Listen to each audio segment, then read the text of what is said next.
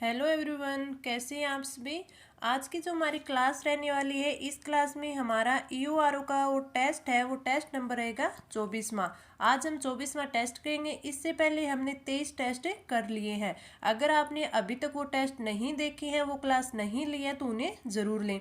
आज के टेस्ट की बात करें तो आज के टेस्ट में हमारे क्वेश्चन रहेंगे, हम 51 क्वेश्चन करेंगे, जिनमें से हमारे सिलेबस के अकॉर्डिंग अगर हम राजस्थान जीके की बात करें तो राजस्थान जीके के पूरे करंट के भी होंगे, बजट के भी होंगे और आपकी हिस्ट्री और आर्ट एंड कल्चर के भी क्वेश्चन रहेंगे। दूसरे अगर पार्ट बी की बात करें तो पार्ट बी में जो आपके सिलेबस में 3 नियम दिए गए हैं उन पे क्वेश्चन और साथ में आपकी धाराओं पे क्वेश्चन रहेंगे आज के टेस्ट में। और आपके इंडियन पॉलिटी की बात करें तो इंडियन पॉलिटी में आज का जो हमारा टॉपिक है वो है केंद्रीय निर्वाचन आयोग। केंद्रीय निर्वाचन आयोग की है वो आज हम क्वेश्चन करेंगे, निर्वाचन आयोग। और अगर हम राजस्थान पॉलिटी की बात करें, राजस्थान पॉलिटी की बात करें तो आज राजस्थान पॉलिटी में आज हमारा टॉपिक रहेगा राजस्थान लोक सेवा आयोग। राजस्थान लोक सेवा आयोग। तो ये चारों टॉपिक हमारे रहेंगे, जिसमें हम Rajasthan GK part B, Indian polity और राजस्थान पॉलिटी के क्वेश्चन है वो डिटेल से करेंगे।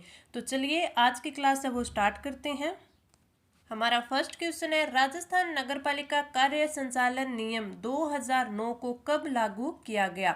आपके सिलेबस में 3 नियम दिए गए हैं, तो उनमें से इसने पूछा है कि राजस्थान नगरपालिका कार्य संचालन नियम 2009 को लागू कब किया गया।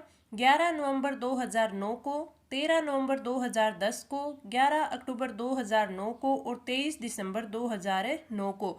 तो आपका राइट आंसर हो जाएगा ऑप्शन ए। 11 नवंबर 2009 को नगरपालिका कार्य संचालन नियम है, इसे लागू किया गया था। अगर इस नियम के बारे में और आपसे पूछ ले तो जो आपका राजस्थान नगरपालिका कार्य संचालन नियम 1974 था, 1974 था, इसे निश्चित करके यानी इसके जो नियम 29 था उसके अकॉर्डिंग इसे निश्चित करके 11 नवंबर 2009 को राजस्थान नगरपालिका कार्य संचालन नियम 2009 को लागू किया गया था। अगर इसके बारे में और देखें हम तो जो आपका राजस्थान नगरपालिका एक्ट है 2009, अगर उसकी धारा 51 में क्या दिया हुआ है, नगरपालिका की बैठकों में उपबंध दिए हुए हैं। धारा 1 आपकी आएगी 52, सदस्यों के अधिकार और क्षेत्राधिकार दिए गई हैं। और एक तीसरी आपकी जो धारा है वो है 337, जिसमें राज्य सरकार को नियम तथा आदेश पारित करने की शक्ति दी गई है। तो इन 3 धाराओं के तहत है ये आपका राजस्थान नगरपालिका कार्य संचालन नियम 2009 बनाया गया। तो हमने ये चीज़ देख ली। और इसका जो लागू है वो कब हुआ, 11 नवंबर 2009 को। अगर इसे मान ले कि किस तारीख से प्रवृत्त होगा, तो जब ये राजपत्र में प्रकाशित हुआ है, राजपत्र में प्रकाशन की जो तारीख है उसी दिन से यह प्रवर्तन माना जाएगा। तो ये आपका है राजस्थान नगरपालिका कार्य संचालन नियम 2019। अगर इसमें नियमों की बात करें तो इसमें 22 नियम है। कितने नियम है, 22 नियम है। अगर हम 23 दिसंबर 2009 की बात करें तो इस दिन है वो आपका जो राजस्थान नगरपालिका समितियों की शक्तियां और कर्तव्य और कृत्य नियम 2009 है वो लागू हुआ था। तो 23 दिसंबर 2009 को लागू हुआ था। तो इस क्वेश्चन का राइट आंसर ऑप्शन ए। आगे बढ़े, हमारा अगला क्वेश्चन कि सांसदों की अयोग्यता संबंधित विवाद पर कौन निर्णय देता है।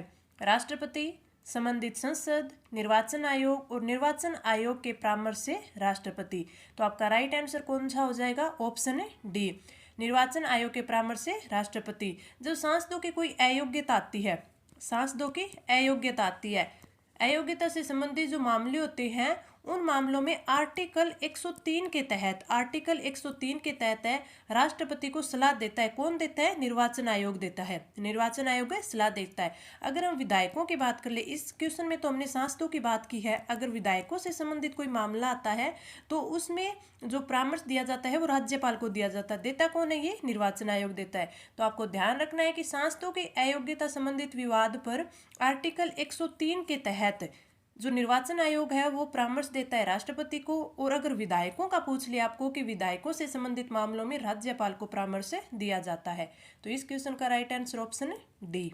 आगे बढ़े, हमारा अगला क्वेश्चन है कि किस शैली को चित्रकला का झांकी पुरस्कार दिया गया था।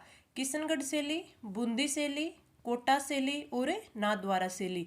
तो आपका राइट आंसर हो जाएगा ऑप्शन है बी, बूंदी शैली को चित्रकला का झांकी पुरस्कार दिया गया था।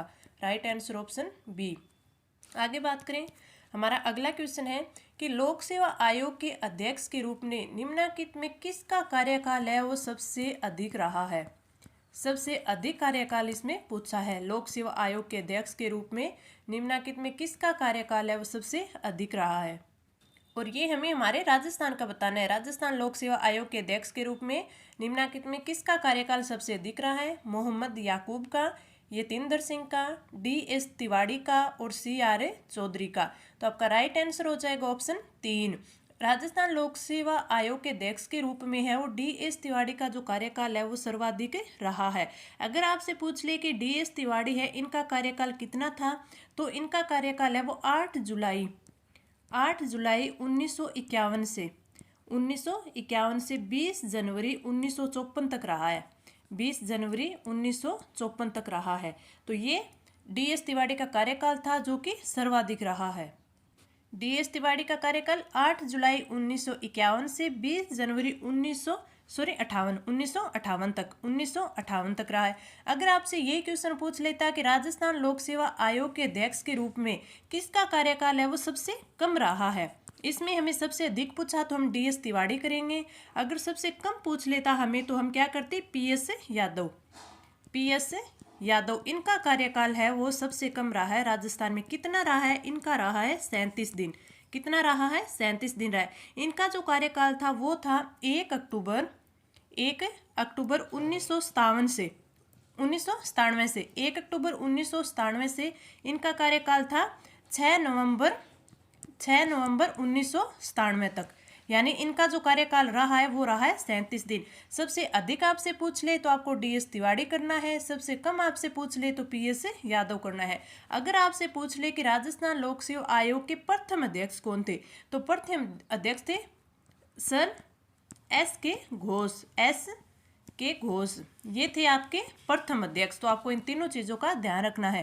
प्रथम अध्यक्ष सर SK घोष, सबसे अधिक DS तिवारी, सबसे कम आपके PS यादव जिनका 37 दिन का कार्यकाल रहा है। तो राइट आंसर ऑप्शन 3।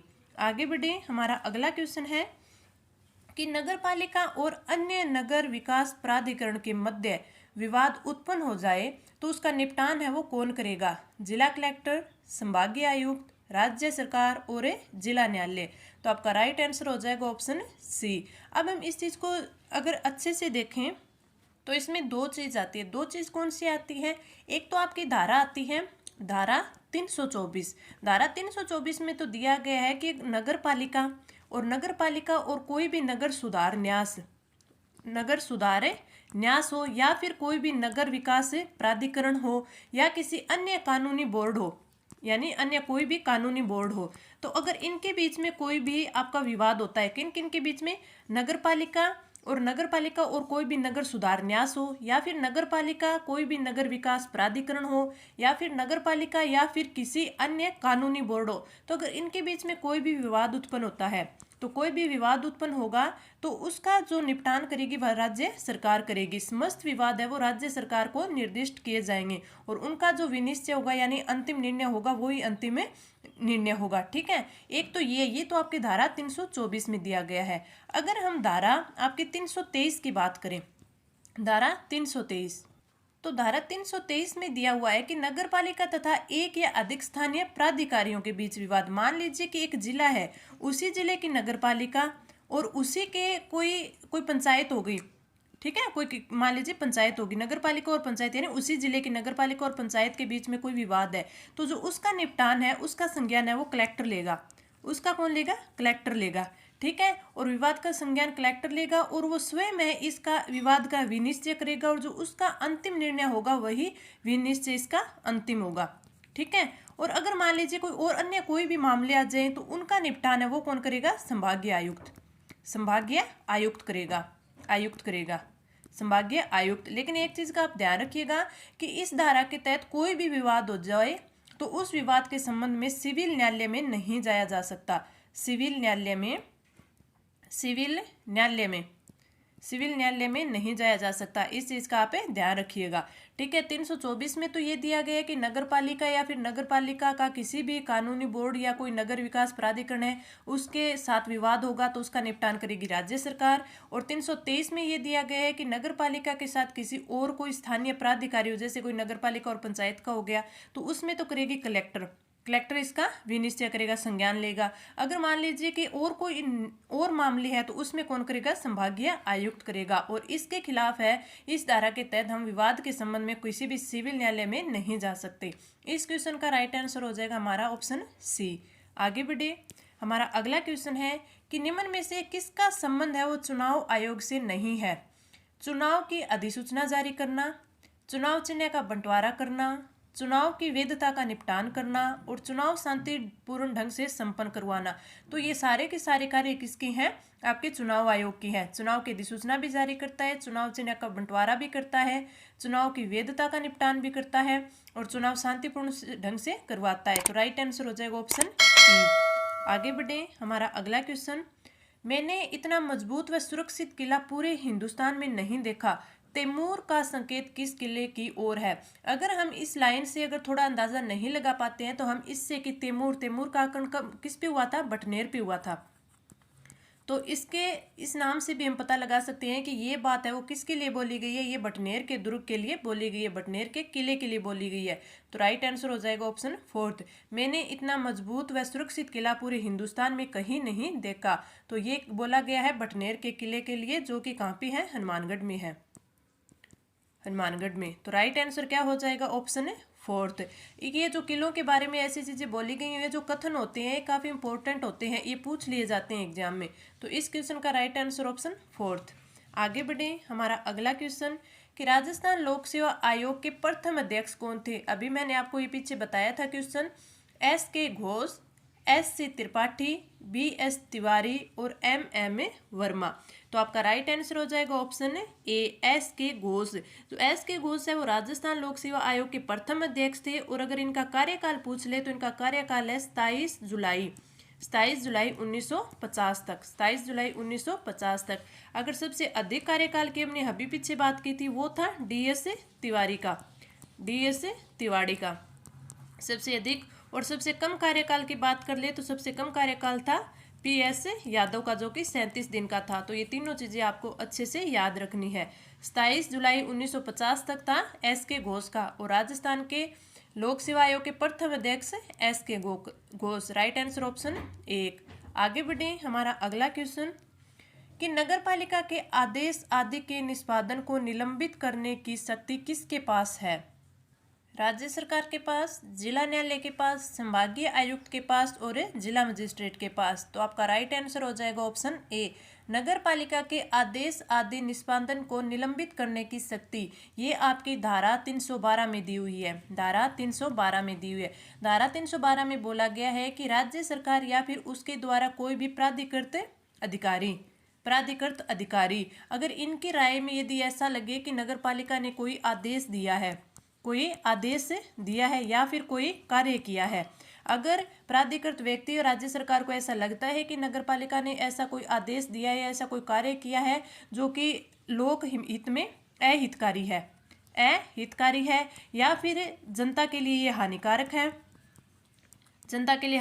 है, यानी कि ये अशांति फैला रहा है, तो ऐसे कार्य को या अशांति फैला रहा है या अशांति को बढ़ावा दे रहा है, तो ऐसा अगर कोई काम हुआ है या आदेश हुआ है तो ये जो प्राधिकृत व्यक्ति होगा वह हस्ताक्षरों के साथ है वो लिखित में देगा और इस आदेश को है वो निलंबित कर देगा या रोक देगा या इसमें कोई परिवर्तन कर देगा। लेकिन ये जो ऐसा कुछ करेगा तो उससे पहले है जो ये लिखित में देगा तो इसकी एक जो प्रति होगी वो राज्य सरकार को भी देगा और साथ में नगर पालिका को भी देगा। और नगर पालिका को देने से पूर्व है इसके विवरण के साथ देगा ये सब कुछ।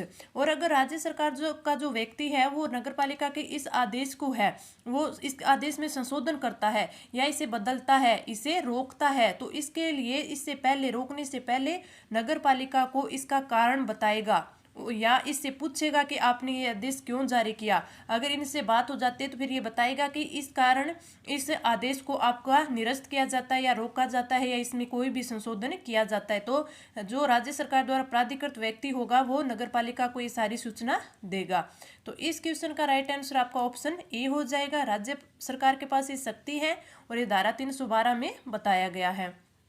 आगे बढ़े हमारा अगला क्वेश्चन है कि राष्ट्रपति का चुनाव है निम्न में से किसके द्वारा संचालित किया जाता है।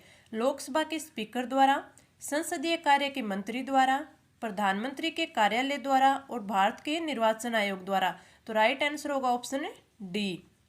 आगे बढ़े हमारा अगला क्वेश्चन है कि राजस्थान में प्रतिहार वंश के संस्थापक हरिश्चंद्र की राजधानी कौन सी थी। अब इसमें नाम दे दिया कि हरिश्चंद्र की राजधानी कौन सी थी। मेड़ता, जालोर, भीनमाल और मंडोर। तो आपका राइट आंसर हो जाए ऑप्शन फोर्थ, मंडोर है वो हरिश्चंद्र की राजधानी थी। Right answer option fourth. आगे बढ़े हमारा अगला क्वेश्चन, राजस्थान लोक सेवा आयोग की सदस्यों की अध्यक्ष सहित कुल अनुमत संख्या है 5, 6, 7 और 8। इसमें अध्यक्ष सहित बताना है हमें।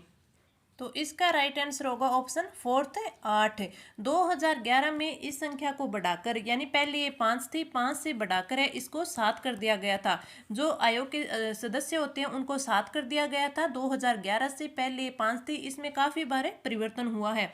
जैसे 1968 में हुआ था। 1968 में क्या था कि पहले 2 थी, उसके बाद 3 कर दी गई थी। फिर 73 में इसमें जो संशोधन किया गया, फिर उसमें 4 कर दी गई थी। 1981 में इसमें 5 कर दी गई थी। अब 2011 में 5 से बढ़ाकर 7 कर दी गई, यानी 7 सदस्य होंगे और 1 अध्यक्ष होगा। तो टोटल कितने हो जाएंगे, 8 हो जाएंगे। तो राइट आंसर ऑप्शन है फोर्थ। आगे बढ़े हमारा अगला क्वेश्चन कि निदेशक, उपनिदेशक और सहायक निदेशक की नियुक्ति और शक्तियां हैं वो किस धारा में वर्णित है। निदेशक, उपनिदेशक और सहायक निदेशक धारा 309 में, धारा 310 में, धारा 307 में और धारा 308 में। तो आपका राइट आंसर हो जाएगा ऑप्शन ए, धारा 309 में। आपका अध्याय 14 में है नियंत्रण यानी कंट्रोल। तो इसमें अगर अध्याय 14 की बात करें तो ये है नियंत्रण, और इसमें अगर धारा की बात करें तो धारा इसमें है 309 से 327। 309 से 327 धाराएं हैं, जिसमें 309 धारा है उसमें दिया गया है 309वीं धारा में कि निदेशक, उपनिदेशक और सहायक निदेशक इनकी नियुक्ति और शक्तियां ये दी गई है आपकी धारा 309 में। धारा 309 में बोला गया है कि जो राज्य सरकार है वो किसी भी अधिकारी को स्थानीय निकाय के निदेशक के रूप में नियुक्त कर सकेगी, तथा जो ऐसा अधिकारी होगा इस अधिनियम के अनुसार उसके पास सारी शक्तियां होंगी, अपने सारे कार्य है वो इसके अनुसार करेगा। ठीक है। और जो ये निदेशक होगा इसकी सहायता के लिए इसको जितनी भी आवश्यकता होगी उतने अन्य अधिकारी यानी उपनिदेशक और सहायक निदेशक है उनका नियुक्ति कर सकेगा। ठीक है। और ये अधिकारी हैं जो आपके उपनिदेशक और सहायक निदेशक होंगे, ये सारे के सारे हैं वो निदेशक के नियंत्रण में रहेंगे, इनके नियंत्रण और निर्देशन में कार्य करेंगे। तो इस प्रकार जो अन्य कोई भी उपनिदेशक या सहायक निदेशक होगा वो निदेशक की अधिकारिता में ही कार्य करेगा। तो इस क्वेश्चन का राइट आंसर ऑप्शन ए, धारा 309। आगे बढ़े हमारा अगला क्वेश्चन है कि भारत में विविध निर्वाचनों के लिए निम्नलिखित में से कौन सी निर्वाचन प्रणालियां स्वीकृत की गई है। वैश्विक मताधिकार के आधार पर प्रत्यक्ष निर्वाचन प्रणाली सही है। एकल संक्रमणीय मत के द्वारा आनुपातिक प्रतिनिधित्व की प्रणाली, आनुपातिक प्रतिनिधित्व की सूची प्रणाली, अप्रत्यक्ष निर्वाचन की संचयी मतदान प्रणाली। तो आपका राइट क्या हो जाएगा ऑप्शन फर्स्ट, आपका जो 1 और 2 ये दोनों सही है। तो राइट आंसर हो जाएगा ऑप्शन 1 और 2 सही है। आगे बढ़े अगला क्वेश्चन है कि किसी राजपूत शासक ने जिच मोहम्मद शाही नामक आंकड़ों का समूह बनाया जिससे लोग खगोल संबंधित अवलोकन कर सके। किस राजपूत शासक ने बनाया था। अजीत सिंह ने, स्वाई जय सिंह ने, भारमल ने और मान सिंह ने। तो आपका राइट आंसर हो जाएगा ऑप्शन 2, स्वाई जय सिंह ने। जिच मोहम्मद शाही नामक आंकड़ों का समूह बनाया था स्वाई जय सिंह ने। Right answer option 2। आगे बढ़े हमारा अगला क्वेश्चन है कि राजस्थान में कार्यरत भारतीय प्रशासनिक सेवा के अधिकारियों का चयन कौन करता है। विश्वविद्यालय अनुदान आयोग, गृह मंत्रालय, राजस्थान लोक सेवा आयोग या फिर संघ लोक सेवा आयोग।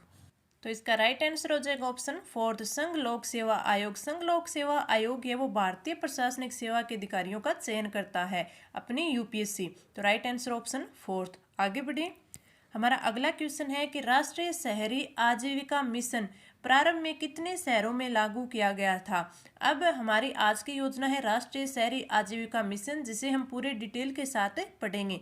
अगर इस क्वेश्चन की बात करें कि 33 शहरों में, 40 शहरों में, 41 शहरों में और 34 शहरों में, तो इसमें इसने बोला है कि प्रारंभ में कितने शहरों में लागू किया गया था। प्रारंभ में इसे 40 शहरों में लागू किया गया था। लेकिन अगर वर्तमान की बात करें तो वर्तमान में सभी नगर निकायों में ये जो आपकी योजना है वह चालू है। नगर निकायों में, सभी नगर निकायों में। और प्रारंभ की बात करें तो 40, जिसमें से 33 तो जिला मुख्यालय थे और बाकी के 7 है वो आपके शहर थे। तो राइट आंसर इस क्वेश्चन का हो जाएगा ऑप्शन बी। अब हम राष्ट्रीय शहरी आजीविका मिशन है इसको डिटेल से पढ़ते हैं।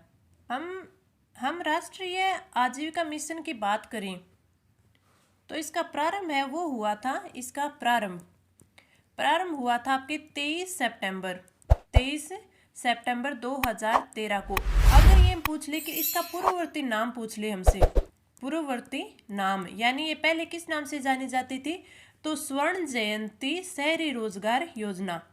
स्वर्ण जयंती शहरी रोजगार योजना, शहरी रोजगार योजना। ये क्वेश्चन भी पूछा जा सकता है कि पूर्ववर्ती नाम क्या था इसका, तो स्वर्ण जयंती शहरी रोजगार योजना। अगर प्रारंभ है वो 23 सितंबर 2013 को हो ही गया। अगर इसमें पूछ ले कि इसका जो मंत्रालय है वो कौन सा है, तो इसका जो मंत्रालय है वो है आवास एवं शहरी गरीबी उपशमन मंत्रालय, शहरी गरीबी उपशमन मंत्रालय। तो ये भी आपको याद रखना है, क्योंकि ये भी क्वेश्चन में पूछा जाता है कि किस योजना, कोई भी योजना है तो उसका जो मंत्रालय है वो कौन सा होता है। तो अगर हमारी राष्ट्रीय शहरी आजीविका मिशन योजना की बात करें तो इसका मंत्रालय है आवासन एवं शहरी गरीबी उपशमन मंत्रालय। अब इसका जो आगे है इसका नाम बदल दिया था 2014-15 में, इसका नाम बदल दिया और इसका नाम बदल के क्या बना दिया गया, दीनदयाल अंत्योदय योजना। दीनदयाल अंत्योदय योजना और राष्ट्रीय शहरी आजीविका मिशन, राष्ट्रीय शहरी आजीविका मिशन। तो ये भी आपसे पूछा जा सकता है कि इसका नाम चेंज कब हुआ। इसका नाम चेंज हुआ 2014-15 में, जो राष्ट्रीय शहरी आजीविका मिशन को बदलकर दीनदयाल अंत्योदय योजना राष्ट्रीय शहरी आजीविका मिशन है वो कर दिया गया। ठीक है। अब इसमें पूछ ले कि वित्त का पूछ ले, क्योंकि इसमें वित्त का काफी बार क्वेश्चन पूछा जाता है कि इसका प्रारंभ में कितना था। अगर प्रारंभ में वित्त पूछ ले तो ये था आपका सेंटर का तो था 75% और आपका स्टेट का था 25%। लेकिन अब इसे 2015-16 में इसका जो वित्त है वो क्या कर दिया गया, 60:40 यानी 60-40 का रेशो है वो कर दिया गया। जो प्रारंभ में कितना था 75-25 का था, बाद में 60-40 का कर दिया गया। अब इसकी अगर पात्रता पूछ ले आपसे कि इसमें पात्रता क्या क्या रहती है, पात्रता तो अगर जब ये स्वर्ण जयंती शहरी रोजगार योजना थी तो इसमें केवल बीपीएल वाले परिवार ही आते थे, बीपीएल परिवार ही पात्र थे जब ये शहरी आपकी स्वर्ण जयंती शहरी रोजगार योजना थी। लेकिन अब इसमें जो आपकी दीनदयाल अंत्योदय योजना है तो इसमें अब आपकी पात्रता है वो बीपीएल के साथ साथ आपके स्टेट बीपीएल भी इसमें ऐड कर दी गई, बीपीएल, स्टेट बीपीएल और आपके अंत्योदय परिवार। और चौथा इनमें जो 3 लाख से कम वार्षिक आय वाले हैं, 3 लाख से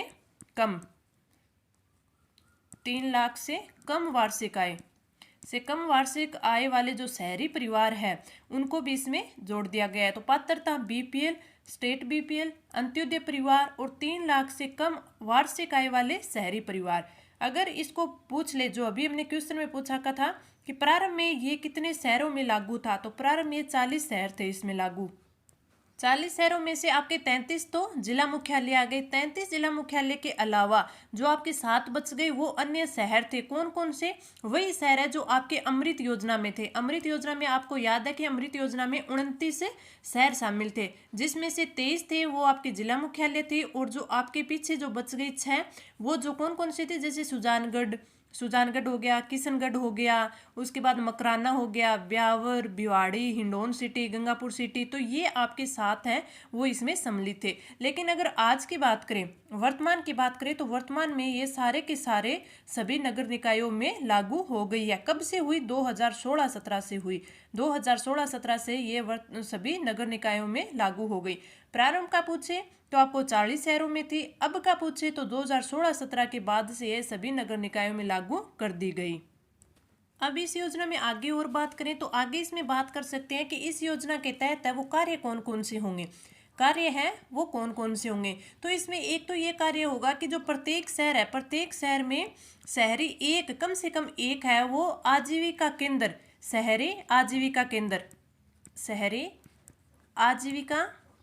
आजीविका केंद्र की स्थापना की जाएगी। आजीविका केंद्र की स्थापना की जाएगी। ठीक है। अगर 3 लाख से कम जनसंख्या है, 3 लाख से कम जनसंख्या है तो वहां तो एक की होगी। अगर 3 लाख से 5 लाख जनसंख्या है, 3 लाख से 5 लाख जनसंख्या है तो 2 वहां पे आपके शहरी आजीविका केंद्र बनेंगे। ठीक है। अगर 5 लाख से 10 लाख जनसंख्या है तो वहां पे 3 बनेंगे, और 10 लाख से अधिक जनसंख्या है, 10 लाख से अधिक जनसंख्या है तो वहां कितने बनेंगे? 8 बन सकते हैं, और मैक्सिमम कितने? 8 ही बनेंगे। तो आपको याद रखना है कि इसके मुख्य कार्य, उनमें सबसे पहला कार्य तो ये है कि जो प्रत्येक शहर में कम से कम है वो एक शहरी आजीविका केंद्र की स्थापना तो की जाएगी। ठीक है। अगर उस शहर में 3 लाख से कम जनसंख्या है तब तो एक ही की जाएगी। अगर 3 लाख से 5 लाख जनसंख्या है तो 2 शहरी आजीविका केंद्र की स्थापना की जाएगी।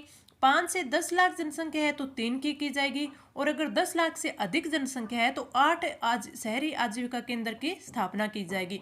और जो ये आपके शहरी आजीविका केंद्र होंगे इनके लिए 10 लाख तक की आर्थिक सहायता दी जाएगी। 10 लाख तक की आर्थिक सहायता दी जाएगी। अगर वर्तमान की बात करें तो हमारे राजस्थान में 16 शहरी आजीविका केंद्र बनाए जा चुके हैं। कितने बनाए जा सकते हैं? 16 बनाए जा चुके हैं। और जो ये आपके शहरी आजीविका केंद्र होंगे ये काम क्या करेंगे? ये शहरी गरीबों को एक तो प्रशिक्षण देंगे, शहरी गरीबों को उद्यमों का है वो प्रशिक्षण देंगे गरीबों को। ठीक है। दूसरा इसमें है वो क्या दिए जाएंगे कि जो इनका जो उत्पाद होंगे, ठीक है, वो भी बेचने के लिए यहाँ पे ये बेच सकेंगे। उनका उत्पाद जो इन्होंने बनाया है, शहरी गरीबों ने बनाया है, तो वो भी इसमें जो बेच सकेंगे। ठीक है। और जो ये शहरी गरीब होते हैं उनको है वो वित्तीय सहायता भी दिलवाने में ये सहायता करेंगे। ठीक है। तो ये तो हो गया आपका शहरी आजीविका केंद्र, जिसमें ये काम में होंगे। दूसरा इस आपकी योजना में कार्य होगा कि स्वरोजगार कार्यक्रम चलाए जाएंगे। ठीक है। स्वरोजगार कार्यक्रम जो स्वरोजगार कार्यक्रम होंगे इसमें क्या होगा कि जो स्वरोजगार के अंदर जो शहरी गरीब होंगे उनको जो पर्सनली यानी स्वयं व्यक्ति को, अकेले व्यक्ति को, या फिर समूह के रूप में बैंकों से वित्तीय सहायता है वो दिलवाई जाएगी। बैंकों से वित्तीय सहायता है वो दिलवाई जाएगी स्वरोजगार कार्यक्रम के तहत। अगर हम बात करें कि अगर व्यक्तिगत यानी एक व्यक्ति को पर्सनली व्यक्तिगत है वो अगर कोई उद्यम स्थापित करता है, यानी कोई उद्योग या उद्यम है वो स्थापित करता है, तो उसके लिए इस व्यक्ति को 2 लाख रुपए दिए जाएंगे। 2 लाख रुपए दिए जाएंगे, और 7% से अधिक है वो इसे सब्सिडी दी जाएगी, यानी अनुदान दिया जाएगा।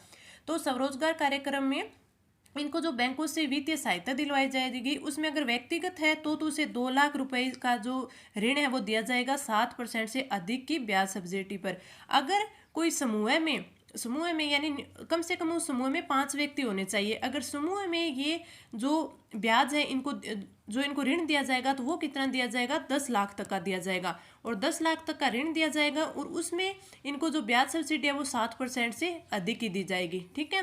और एक जो आपका स्वरोजगार कार्यक्रम है ये शहरी गरीबों को 3 से 7 दिन का प्रशिक्षण भी देगा। उद्यमी बनने के लिए जो उद्यम विकास प्रशिक्षण होगा वो भी 3 से 7 दिन का ये कार्यक्रम चलाएंगे, जिसमें इनको शहरी गरीबों को इसका प्रशिक्षण दिया जाएगा। ठीक है। साथ में ये जो इसी के स्वरोजगार कार्यक्रम के अंतर्गत ही एक ये काम करेंगे कि जो स्ट्रीट वेंडर्स होते हैं इनका सर्वे करने के लिए ये टाउन वेंडिंग समिति बनाएंगे। ठीक है, उन समिति के जरिए है वो ये स्ट्रीट वेंडर्स होते हैं इनका सर्वे करेंगे कि इनको क्या कोई वित्त की सहायता है इनकी की जाए, किस प्रकार की जाए, तो वो बनवाई इनकी जो ये आपकी टाउन वेंडिंग समिति है ये बनाई जाएंगी। अगर आपसे ये पूछ ले एग्जाम में कि अब तक है वो कितनी टाउन वेंडिंग समिति बनाई जा चुकी है, तो 189 है वो बनाई जा चुकी है। ये भी एग्जाम में पूछा जा सकता है। दूसरा, अगर आपके स्वरोजगार कार्यक्रम है इसके अंतर्गत है वो सामुदायिक आश्रय स्थल भी बनाए जाएंगे, आश्रय स्थल भी बनाए जाएंगे जिसमें एक व्यक्ति को है आपके आश्रय स्थल बनाए जाएंगे जिसमें एक व्यक्ति को 50 वर्ग फीट की जगह दी जाएगी, 50 वर्ग फीट की जगह दी जाएगी। और जो सरकार है वो 50 व्यक्तियों के बनाने के आश्रय हेतु 6 लाख तक की आपकी वार्षिक आय है वो भी देगी। तो ये आपकी थी राष्ट्रीय शहरी आजीविका मिशन योजना। एक बार फिर मैं इसको आपको रिवाइज करवा देती हूँ कि इसमें मैंने आपको क्या क्या बताया। सबसे पहले तो मैंने आपको बताया कि आपका जो राष्ट्रीय शहरी आजीविका मिशन है ये प्रारंभ हुआ था 23 सितंबर 2013 को। इसका पहले नाम था स्वर्ण जयंती शहरी रोजगार योजना। इसका मंत्रालय है वो है आवास एवं शहरी गरीबी उपशमन मंत्रालय। इसके बाद फिर हमने पढ़ा कि जो 2014-15 के बाद है इस योजना को बदलकर इसका नाम रख दिया गया था दीनदयाल अंत्योदय योजना राष्ट्रीय शहरी आजीविका मिशन। अगर इसके वित्त की बात करें तो प्रारंभ में इसमें सेंटर 75% देता था और 25 है वो स्टेट देता था, लेकिन 2015-16 के बाद है वो इसका रेशो है वो 60-40 का हो गया। ये हमें अच्छे से याद रखना है।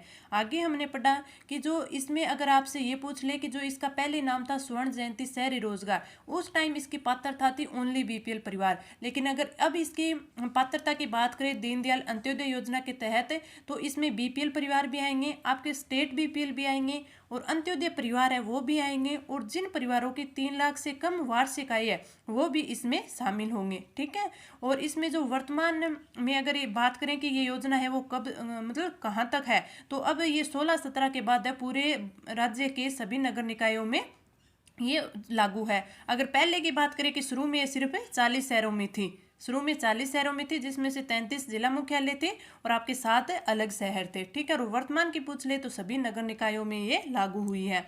आगे हमने पढ़ा कि इसमें कार्य क्या क्या किए जाएंगे। सबसे पहला तो इसमें कार्य होगा कि एक शहरी आजीविका केंद्र खोले जाएंगे। शहरी आजीविका केंद्र खोले जाएंगे अगर 3 लाख से कम जनसंख्या है तो वहाँ पे एक ही होगा, और इसमें यह भी बोला गया था कि प्रत्येक शहर में कम से कम एक तो होना ही चाहिए। अगर 3 लाख से 5 लाख तक की जनसंख्या है तो 2 खोले जाएंगे, 5 से 10 लाख तक की है तो 3 खोले जाएंगे, अगर 10 लाख से अधिक जनसंख्या है तो वहाँ पे अधिकतम 8 खोले जा सकते हैं। और ये काम क्या क्या करेंगे, ये जो शहरी गरीब होंगे ठीक है उनको आर्थिक सहायता दिलवाएंगे कितनी, 10 लाख तक की तो दिलवाएंगे 10 लाख तक की दिलवाएंगे, जिसमें ये 3 किस्तों पर इसे दिलवाएंगे। ठीक है, और जो आपका ये शहरी आजीविका केंद्र होगा इसके काम क्या क्या होंगे कि ये अपनी सेवाएं हैं जैसे कोई उत्पाद वगैरह शहरी गरीब है इस केंद्र में बेच सकेंगे, और ये केंद्र इनको वित्तीय सहायता भी समावेशन का भी इन्हें दिलवाएगा।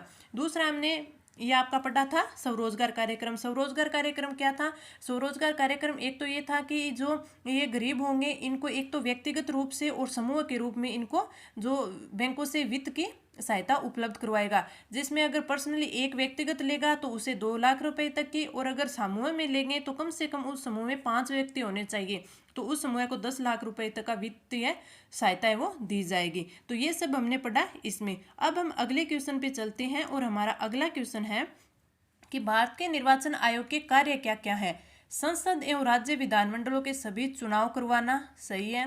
राष्ट्रपति और उपराष्ट्रपति पदों के लिए चुनाव करवाना, किसी राज्य में स्वतंत्र एवं निष्पक्ष चुनाव के लिए अनुकूल दशा न होने पर राष्ट्रपति शासन लगाए जाने की संतुष्टि करना नहीं, ये राष्ट्रपति शासन लगाने की संतुष्टि नहीं करता।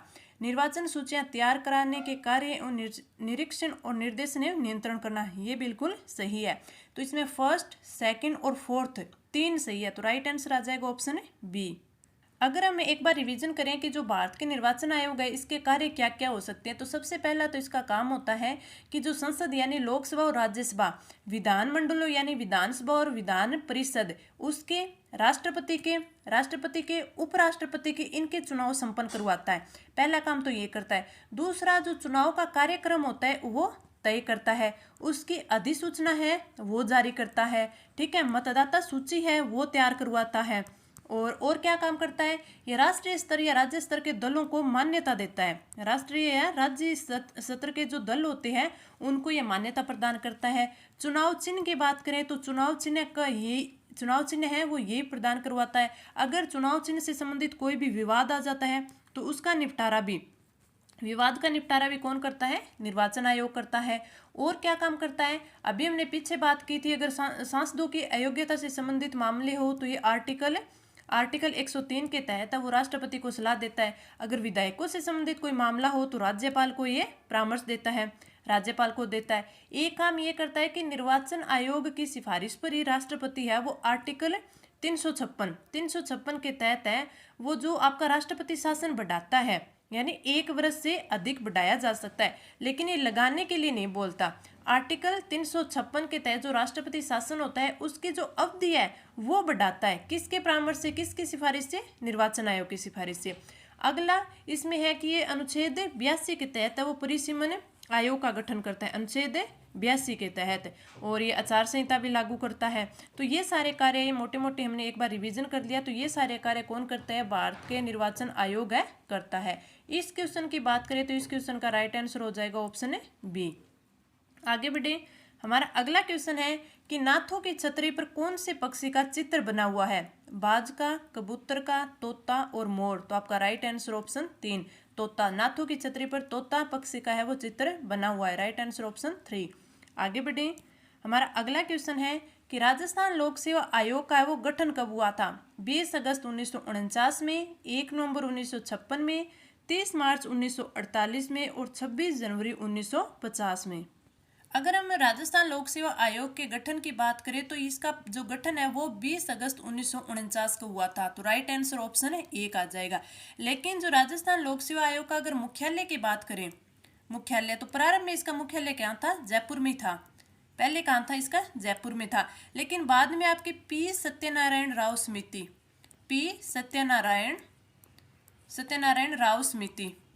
समिति की सिफारिश पर इसका जो मुख्यालय है वो कहाँ शिफ्ट कर दिया गया, ये कर दिया गया अजमेर में। और कब किया गया था, 1956 में। 1956 में। तो ये 3 बातें भी आपको याद रखनी है कि राजस्थान लोक सेवा आयोग का गठन तो 20 अगस्त 1949 को हुआ, उस टाइम इसका मुख्यालय जयपुर में था। बाद में पी सत्यनारायण राव समिति की सिफारिश पे इनका जो मुख्यालय वो अजमेर शिफ्ट कर दिया गया 1956 में। इस क्वेश्चन का राइट आंसर ऑप्शन ए। आगे बढ़े, हमारा अगला क्वेश्चन कि मुख्य चुनाव आयुक्त को पदच्युत किया जा सकता है यानी हटाया जा सकता है संसद के दोनों सदनों के 2/3 बहुमत से नहीं, उस प्रक्रिया द्वारा जो सर्वोच्च न्यायालय के न्यायाधीशों पर लागू होते। बिल्कुल सही।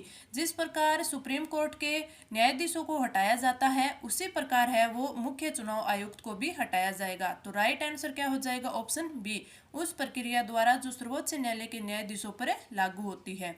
आगे बढ़े, हमारा अगला क्वेश्चन, राजस्थान में किस स्थान की रामलीला है वो मुख्य अभिनय पर आधारित है। इस प्रकार आपसे पूछा जाता है, जैसे लठमार होली कहाँ की प्रसिद्ध है, पत्थरमार होली कहाँ की प्रसिद्ध है, ये 2 क्वेश्चन आपसे पूछे जाते हैं। उसी प्रकार ये भी पूछी जाती है कि रामलीला मुख्य अभिनय वो कहाँ पर है। ठीक है, रामलीला का मुख्य अभिनय कहाँ पर है, पाटुदा, धौलपुर, कामाभरतपुर और बिसाऊ झुंझुनू। तो आपका राइट आंसर हो जाएगा ऑप्शन है 4th, बिसाऊ झुंझुनू की रामलीला मुख्य अभिनय पर आधारित है। ठीक है, अगर आपसे ये पूछ ले कि लठमार होली है वो कहाँ की प्रसिद्ध है, तो महावीर जी की प्रसिद्ध है। महावीर जी करौली में आपके उनकी प्रसिद्ध है। ठीक है, आगे बढ़े, हमारा अगला क्वेश्चन कि भारत के संदर्भ में निम्नलिखित कथनों पर विचार करना है। मुख्य चुनाव आयुक्त और अन्य चुनाव आयुक्त के समान अधिकार प्राप्त है परंतु मिलने वाले वेतन में असमानता है। अब उनके अधिकार समान थोड़ी है, तो ये गलत हो गया। मुख्य चुनाव आयुक्त वही वेतन पाने का हकदार है जितना उच्च न्यायालय के न्यायाधीशों को होता है, ये बिल्कुल सही है। मुख्य चुनाव आयुक्त को उच्चतम न्यायालय के किसी न्यायाधीश को हटाने के तरीके और कारणों के अतिरिक्त किसी अन्य तरीके और कारण से उनके पद से नहीं हटाया जा सकता। हमने पीछे ही बात की थी कि जो मुख्य चुनाव आयुक्त है उसे उसी प्रकार हटाया जाता है जैसे सुप्रीम कोर्ट के न्यायाधीशों को। तो ये भी आपका बिल्कुल सही है। चुनाव आयुक्त का कार्यकाल उनके पदभार संभालने की तारीख से 5 वर्ष या फिर 62 वर्ष की आयु प्राप्त कर लेने तक होगा, जो भी पहले हो, नहीं ये 5 वर्ष या फिर 65 वर्ष। तो आपका राइट आंसर कौन सा होगा, आपका 1 और 4 ये तो गलत हो गए, तो आपके 2 और 3 है बिल्कुल सही होंगे। आगे बढ़े, हमारा अगला question. Social media platform Meta यानी फेसबुक ने भारत में अपना नया ग्लोबल बिजनेस ग्रुप का निदेशक किसे नियुक्त किया है, जिसका संबंध कहाँ से है, राजस्थान से है। एनडीजीसी, सुंदर पिचाई, पराग अग्रवाल और विकास पुरोहित। तो आपका राइट आंसर ऑप्शन 4 विकास पुरोहित। आगे बढ़े, हमारा अगला क्वेश्चन। राजस्थान लोक सेवा आयोग का मुख्यालय कहाँ है, जयपुर, अजमेर, जोधपुर और उदयपुर। तो आपका राइट आंसर ऑप्शन 2 अजमेर में है। अगर आपसे ये पूछ ले कि प्रारंभ में जब इसका 20 अगस्त 1949 की स्थापना हुई थी तो उस टाइम कहाँ पे था, तो वहाँ पे जयपुर में था। बाद में 1956 में कौन सी समिति की सिफारिश पर, पी सत्यनारायण राव समिति की सिफारिश पे है वो अजमेर इसका कर दिया गया। तो राइट आंसर ऑप्शन 2। आगे बढ़े, हमारा अगला क्वेश्चन। अगला क्वेश्चन है कि भारत के मुख्य निर्वाचन आयुक्त का पद समकक्ष होता है किसके समान होता है, भारत के सर्वोच्च न्यायालय के न्यायाधीशों के, किसी राज्यपाल के, लोकसभा अध्यक्ष के और राज्य विधानसभा अध्यक्ष के। तो आपका राइट आंसर हो जाएगा ऑप्शन ए। तो जो मुख्य निर्वाचन आयुक्त का पद होता है भारत के सर्वोच्च न्यायालय के न्यायाधीशों के समान होता है। अगर हम हमारे भारत के केंद्रीय निर्वाचन आयोग की बात करें तो आपसे पूछ ले कि संविधान के किस भाग में इसका उल्लेख है, संविधान के किस भाग में, तो भाग 15 में इसका उल्लेख दिया हुआ है, 15 में। और अगर अनुच्छेद पूछ ले तो अनुच्छेद कितना है, ये अनुच्छेद है 324 से 329। तो ये भी इंपॉर्टेंट आपसे पूछा जा सकता है, 324 से 329। अगर इसकी स्थापना आपसे पूछ ले स्थापना कब हुई, तो इसकी स्थापना हुई थी 25 जनवरी 1950, 25 जनवरी 1950 में। और जो आपका भारत का जो निर्वाचन आयोग है ये एक संवैधानिक आयोग है, संवैधानिक आयोग है। ये भी क्वेश्चन काफी बार पूछा जाता है, संवैधानिक आयोग है। अगर राष्ट्रपति है वो मुख्य निर्वाचन आयुक्त, और जो अन्य निर्वाचन आयुक्त हैं उनकी नियुक्ति कौन करता है, राष्ट्रपति करता है। तो ये जो कई क्वेश्चन है ये आपको अच्छे से याद होने चाहिए। इस क्वेश्चन की बात करें तो इनका फर्स्ट आंसर है वो बिल्कुल सही है। आगे बढ़े, हमारा अगला क्वेश्चन कि आपको इस दुर्ग में सिर्फ पत्थर की टांगे ही ले जा सकती हैं, यह वाक्यांश किस नगर के दुर्ग के लिए कहा गया है, तो ये कहा गया है जैसलमेर के लिए। तो राइट आंसर होगा आपका ऑप्शन फर्स्ट। मैं आपको सारे क्वेश्चन वो जल्दी जल्दी करवा रही हूँ, लेकिन जल्दी करवा रही हूँ फिर भी मैं आपको सारे के सारे अच्छे से समझा रही हूँ। अगर फिर भी आपको कोई समझ नहीं आता है तो आप नीचे कमेंट करके पूछ सकते हैं। आगे बढ़े, हमारा अगला क्वेश्चन कि राज्य महाधिवक्ता व राज्य लोक सेवा आयोग के अध्यक्ष व सदस्यों की नियुक्ति कौन करता है, मुख्यमंत्री, राज्यपाल, मुख्य न्यायाधीश और विधानसभा। तो आपका राइट आंसर होगी राज्यपाल। राज्य लोक सेवा आयोग के अध्यक्ष और सदस्यों की नियुक्ति और महाधिवक्ता की नियुक्ति है वो राज्यपाल करता है। तो राइट आंसर ऑप्शन 2। आगे बढ़े, हमारा अगला क्वेश्चन कि निर्वाचन आयोग को 3 सदस्यीय आयोग किस वर्ष में बनाया गया था, 1982 में, 1998 में, 1989 में और 1990 में। अगर हम भारत के निर्वाचन आयोग की बात करें तो इनमें जो ये सदस्य संख्या ये बढ़ाई काफ़ी बार गई है, कभी कम की गई कभी बढ़ाई गई है। अगर 1950 से 89 की बात करें, 1950 से 1989 में ये एक ही सदस्य आयोग था, एक सदस्य आयोग था। फिर इसमें 1989 से 90 में इसे 3 सदस्य कर दिया गया। 1989 से 90 में 3 सदस्य कर दिया गया, यानी 2 तो सदस्य हो गए, एक इसका जो मुख्य निर्वाचन आयुक्त हो गया, तो 3 सदस्य ही हो गया।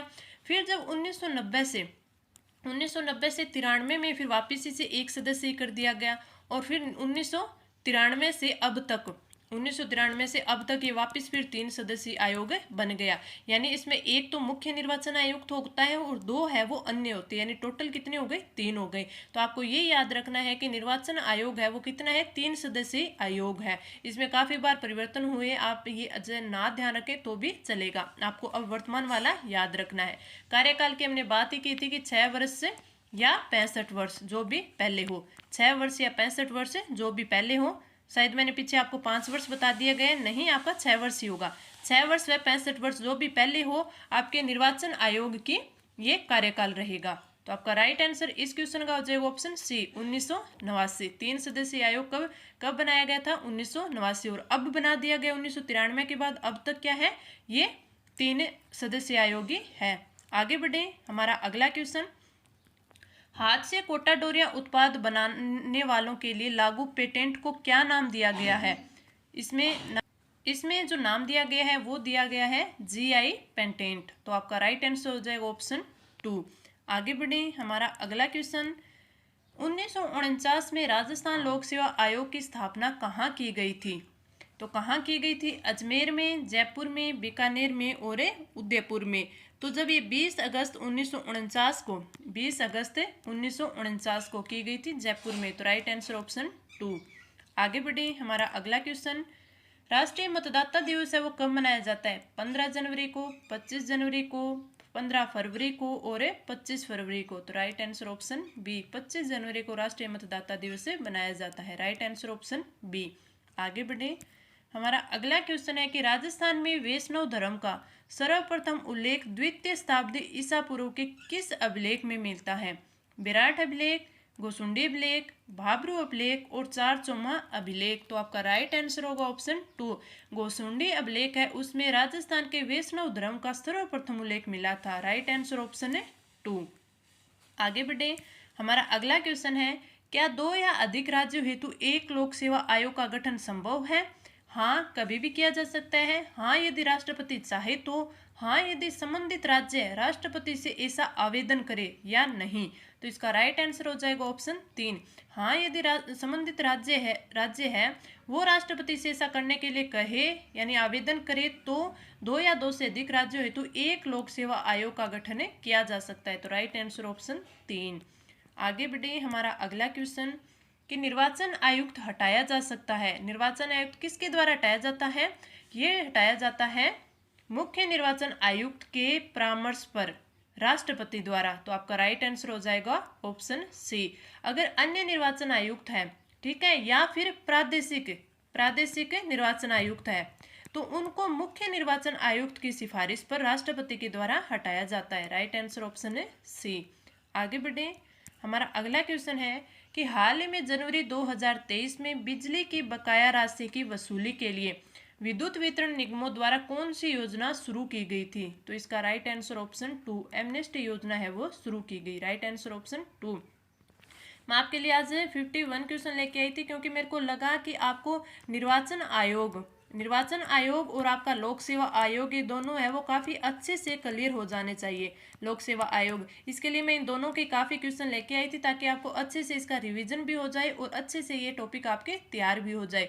और मुझसे जितना हो उसका मैं राजस्थान जीके के क्वेश्चन लेके आई और मैं यही चाहूँगी कि ये जो इम्पोर्टेंट क्वेश्चन है वो सारे के सारे एक बार आप कवर कर लें ताकि आपकी तैयारी है वो बहुत अच्छे से हो जाए। आगे बात करें हम अगले क्वेश्चन की, तो हमारा अगला क्वेश्चन है कि संघ लोक सेवा आयोग के सदस्यों व अध्यक्ष को कार्यकाल कितना होता है? संघ लोक सेवा आयोग पूछा है, इसमें राज्य लोक सेवा आयोग नहीं पूछा। 5 वर्ष या 65 वर्ष की आयु, 6 वर्ष या 65 वर्ष की आयु, 5 वर्ष या 70, 6 वर्ष या 70। तो आपका राइट आंसर हो जाएगा ऑप्शन 2।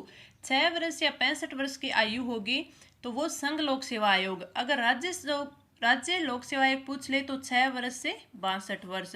अगर आपसे निर्वाचन आयोग की पूछ ले यानी केंद्रीय निर्वाचन आयोग की तो वो भी क्या होगा 6 से 65 वर्ष, 6 वर्ष या 65 वर्ष। तो आपको ये तीनों याद रखनी है। आगे बढ़े, हमारा अगला क्वेश्चन, निम्नलिखित में से कौन सी जोड़ी संस्था और संविधान के अनुच्छेद सुमेलित है?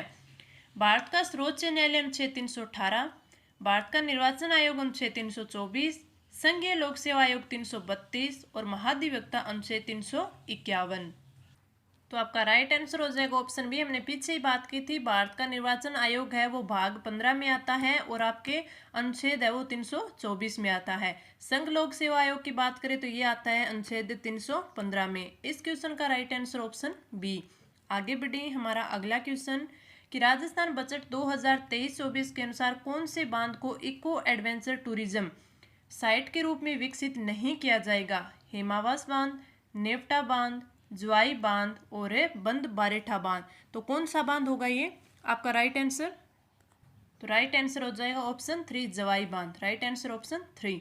आगे बढ़े, हमारा अगला क्वेश्चन, राजस्थान लोक सेवा आयोग के अध्यक्ष या सदस्य को कार्यकाल की समाप्ति से पूर्व किसके द्वारा हटाया जा सकता है? राजस्थान लोक सेवा आयोग के अध्यक्ष या सदस्य को राज्यपाल द्वारा, राष्ट्रपति द्वारा, राष्ट्रपति द्वारा अनुच्छेद 317 में विहित प्रक्रिया के तहत उच्चतम न्यायालय द्वारा दोष सिद्ध पाए जाने पर या राष्ट्रपति द्वारा मंत्रिपरिषद की सलाह पर। तो इसका राइट आंसर हो जाएगा ऑप्शन 3। राष्ट्रपति द्वारा अनुच्छेद 317 में विहित प्रक्रिया के तहत अगर सुप्रीम कोर्ट द्वारा दोष सिद्ध पाए जाने पर इनको हटा दिया जाएगा। Right answer option 3। आगे बढ़े, हमारा अगला क्वेश्चन, मत देने का अधिकार और निर्वाचित होने का अधिकार भारत में है एक कौन सा? मौलिक अधिकार, संवैधानिक अधिकार, प्राकृतिक अधिकार या फिर वैधानिक अधिकार? तो आपका राइट आंसर हो जाएगा ऑप्शन डी, वैधानिक अधिकार। मत देने का अधिकार कौन सा है? वैधानिक। Right answer option D.